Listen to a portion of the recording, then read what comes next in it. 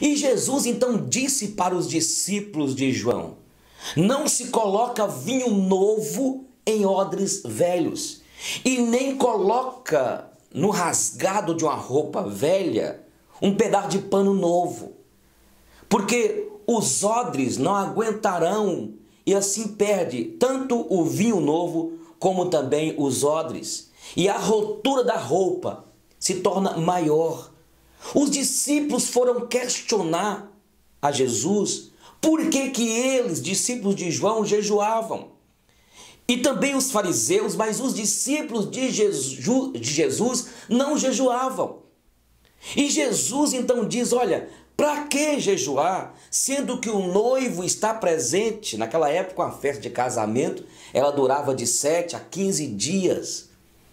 E Jesus, ao falar com eles: olha, o noivo está presente. Vai chegar um dia que o noivo estará ausente, aí jejuarão. O jejum naquela época era para expressar lamento, era para expressar, na verdade, perda. E assim, choro, lamento, que era feito o jejum.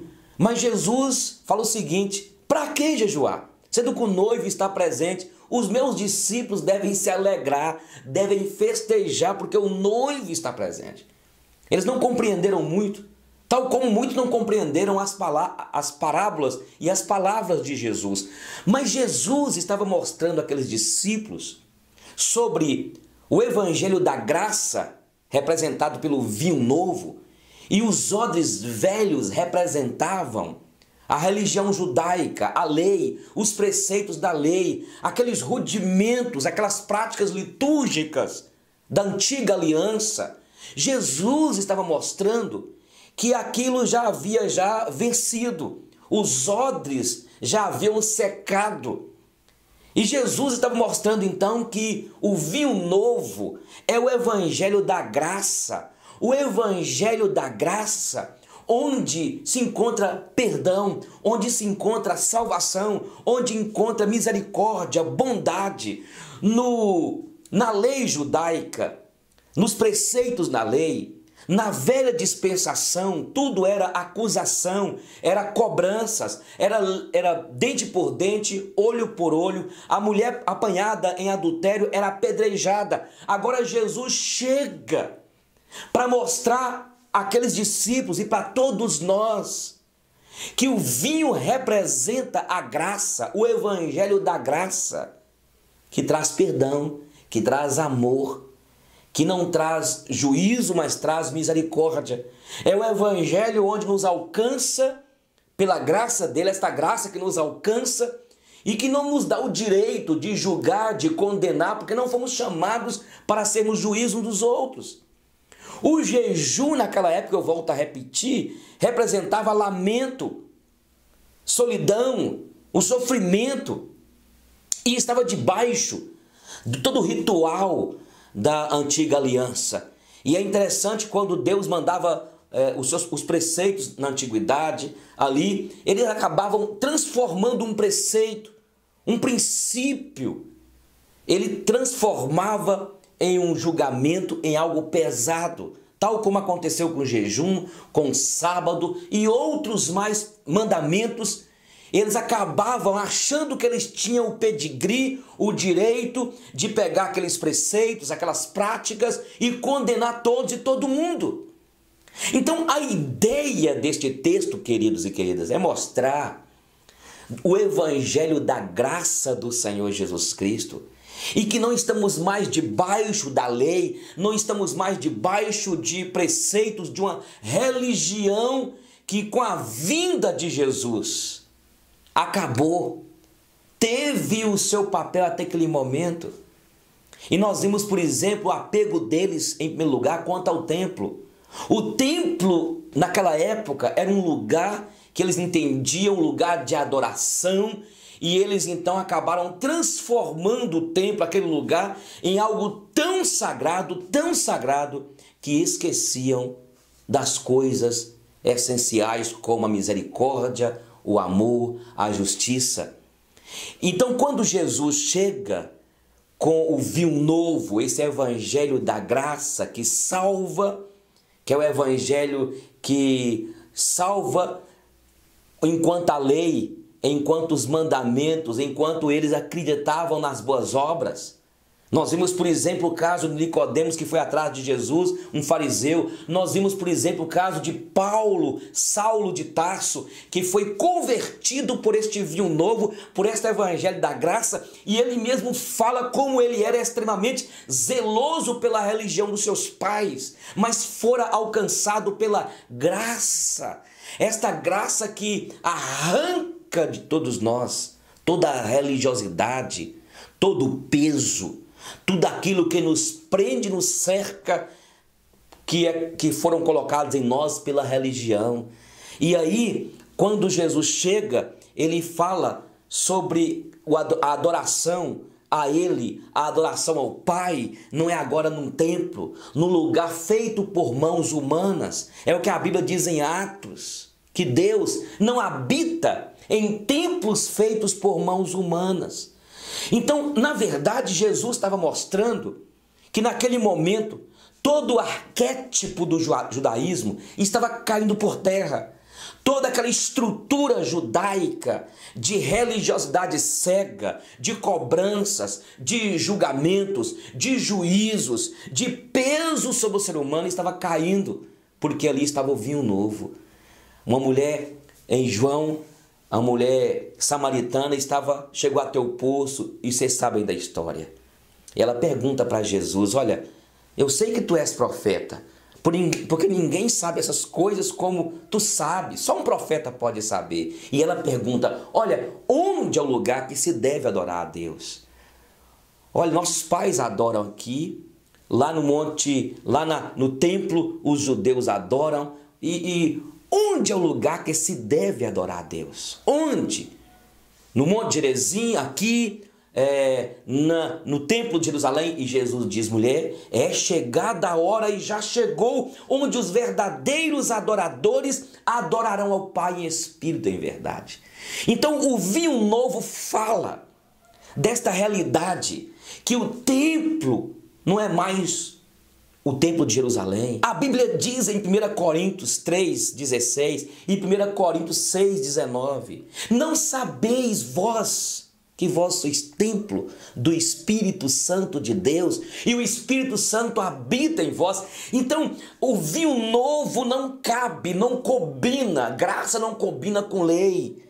Graça não combina com aquela estrutura judaizante do judaísmo. A graça, eu volto a dizer, fala de amor, fala de paz, fala de bondade, fala de pacificação. Enquanto a lei manda o dente por dente, olho por olho, enquanto a lei mandava, se alguém te dá um tapa e devolva, enquanto a lei trabalhava com os julgamentos, com as acusações, a graça trabalha que se alguém te der um tapa na face, ofereça-lhe a outra. Se alguém te fizer andar uma milha, ande com ele duas. Se alguém te tirar a capa, dele também a túnica. Se alguém, se o inimigo te perseguir, ore por ele. A ideia da graça é esta. A ideia da graça é que agora não existe um lugar, não existe um lugar para se adorar a Deus circunscrito. Todo lugar, quer comais, quer bebais, quer façais, qualquer outra coisa, fazei para a glória de Deus. Outra coisa interessante, eram as liturgias que existiam, todos aqueles rituais, as roupas que eles vestiam, as roupas sacerdotais. Nós estamos vendo hoje igrejas que estão colocando lá o menorá, aquelas artes, colocam o chofar, bandeira de Israel, bandeira de Davi. O povo está judaizando as igrejas hoje.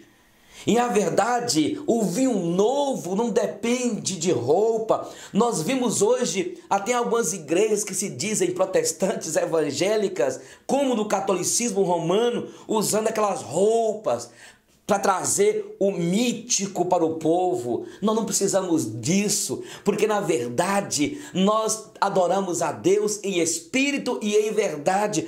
O evangelho da graça, o vinho novo, não está preso a essas estruturas denominacionais, judaizantes, do judaísmo, porque nós somos livres. Não precisa nem de você usar um terno na igreja. As pessoas estão apegadas à aparência, apegadas às roupas, apegadas aos rituais. Olha o que aconteceu agora com o famigerado Bispo Macedo, que fez uma réplica do Templo de Jerusalém. E as pessoas dizendo, olha, quando eu entrei naquele templo, ao passar perto daquele templo, eu vi algo, aconteceu uma energia. Isso é superstição. Isso é superstição. O templo não existe mais, porque você, minha amada, você, meu amado, é o templo vivo de Cristo. Nós somos os tabernáculos ambulantes de Deus aqui nesta terra. E também não precisamos de ter vestimentas, aqueles objetos que trazem e colocam dentro da igreja para tornar aquele ambiente um ambiente suntuoso, para trazer até às pessoas, trazer ao coração das pessoas até um certo medo. Nós fomos libertos de tudo isso. Outra coisa também, o vinho novo está falando também que não existe mais o sacerdócio antigo levítico. Antigamente, se a pessoa pecava, depende das posses dela. Se era pobre, pegava uma pomba e levava para o sacerdote, para sacrificar por si, para o sacerdote. Se era rico, levava um animal mais valioso, grande, uma ovelha, um cabrito. E ali existia o sumo sacerdote. O sacerdote recebia os judeus para oferecer aqueles sacrifícios. Olha, o nosso sumo sacerdote, Jesus Cristo, ele já morreu por nós. E agora nós não precisamos ir atrás de um sacerdote. Você não precisa ir atrás de um padre para poder confessar os seus pecados, porque nós temos um sumo sacerdote, Jesus Cristo, e ele já apresentou diante do Santo dos Santos o sacrifício por nós. Nós agora somos sacerdotes de Deus. Você é uma sacerdotisa. A Bíblia diz em 1 Pedro 2,9: vós, porém, sois raça eleita, sacerdócio real. Então nós temos agora a ousadia de entrarmos diante dos santos pelo novo, pelo vivo caminho que nos foi consagrado, porque o sangue foi derramado na cruz do Calvário. Então escute, é isso que Jesus está dizendo. A ideia do contexto do texto como todo é esta: o vinho novo é a graça do Senhor Jesus Cristo, é o evangelho da graça que nos liberta de todas as ligaduras do pecado, da superstição, do judaísmo, daquelas práticas que existiam na antiguidade. O evangelho do Senhor Jesus não se prende aos odres velhos, às práticas antigas.